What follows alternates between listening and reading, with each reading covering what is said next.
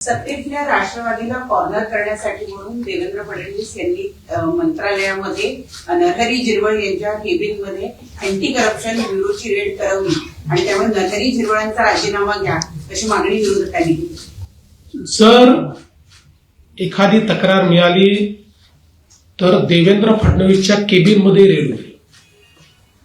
त्याचा काही देवेंद्र फडणवीसशी संबंध नसतो, त्याचा काही नरहरी झिरवळशी संबंध नसतो। आपल्याकडे मी अँटी करप्शन ब्युरोला स्पष्ट सूचना दिलेल्या आहेत की तुमच्याकडे ज्या वेळेस एखादी तक्रार येते, कुठल्या लेवलला तक्रार आहे हे बघू नका। त्यांना पूर्णपणे मी स्वातंत्र्य दिलंय की तुम्ही त्या ठिकाणी जाऊन कारवाई करा। त्यामुळे अशा पद्धतीनं जर कोणी मागणी करत असेल तर कारवाई होईलच।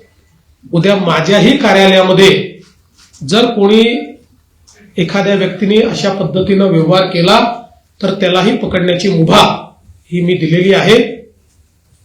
असा कोणी एखादा कार्यालयात पकडला गेला याचा अर्थ त्या मंत्र्याचा त्याला आशीर्वाद आहे, त्याला वरद हस्त आहे असं समजण्याचं कारण नाहीये। तसे पुरावे अद्याप तरी कुठलेही नाहीये। त्यामुळे मला असं वाटतं की या गोष्टींना जोडणं हे काही योग्य नाही। आणि सगळ्यात महत्वाचं म्हणजे आम्ही तीनही पक्ष हे अतिशय समन्वयाने चाललो। त्यामुळे आम्हाला असल्या प्रकारचे धंदे करण्याची आवश्यकता नाही। पण सीएम साहेब, विरोधी पक्षाचं म्हणणं आहे की मंत्रालयात ही एसीबी कारवाई करतं, तेही मंत्र्यांच्या दालनात करतं, फक्त लिपिकावर कारवाई होते आणि सचिवाला दुसऱ्या खात्यामध्ये पाठवलं जातं। अशा वेळेस मंत्र्याची चौकशी होणार आहे का? नाही, समजा मंत्र्याच्या विरुद्ध पुरावा असता, एसीबी ट्रॅप कधी करतो माहितीये? त्याच्याकरता आधी पूर्ण पुरावे तयार होतात, संभाषण तयार होतं, संभाषण टेप होतं, किंवा वेगवेगळ्या पद्धतीनं त्यांच्यासोबत कोणीतरी जाऊन काय बोलणं झालंय त्याची नोंद घेतं। या सगळ्या नोंदी असतात। त्या नोंदीमध्ये ज्यांची नावं येतात, ज्यांच्या विरुद्ध पुरावे असतात, ज्यांच्या विरुद्ध थेट पुरावे असतात, त्यांच्यावर कारवाई होते। आणि आता समजा एक लिपिक आहे, त्या लिपिकाने पैसे मागितले आणि त्याला पकडलं, तर त्याच्यावर योग्य प्रकारे सुपरविजन न करणारे जे वरचे अधिकारी असतात त्यांच्यावरही काही ना काही कारवाई होते, म्हणून त्यांची बदली होते। आता या संदर्भात ज्यांची बदली झालेली आहे त्यांच्याबद्दल अद्याप माझ्याकडे पूर्ण माहिती नाहीये, मी ती पूर्ण माहिती घेऊन तुम्हाला बोलेन। पण या सगळ्या प्रकरणामध्ये कुठल्याही पुराव्यामध्ये, कुठल्याही कन्व्हर्सेशनमध्ये मंत्र्याचं नाव आलेलं नाही। ते जर आलं असतं तर आम्ही निश्चितपणे मंत्र्यांना देखील राजीनामा मागितला असता, पण ते कुठेही आलेलं नाही।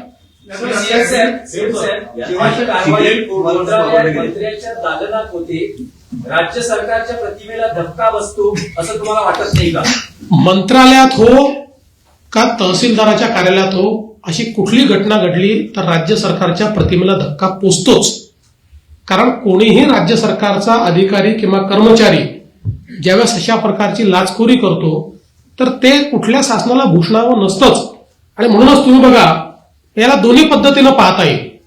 एक पद्धत ही आहे की कारवाई न करणं, पण दुसरी पद्धत आम्ही अवलंबलेली आहे की मोठ्या प्रमाणात तुम्ही बघा, रोज तुम्हाला लक्षात येतील, रोज आम्ही 0 टॉलरन्स ठेवलाय। रोज कुठे ना कुठे कारवाई चाललेली आहे।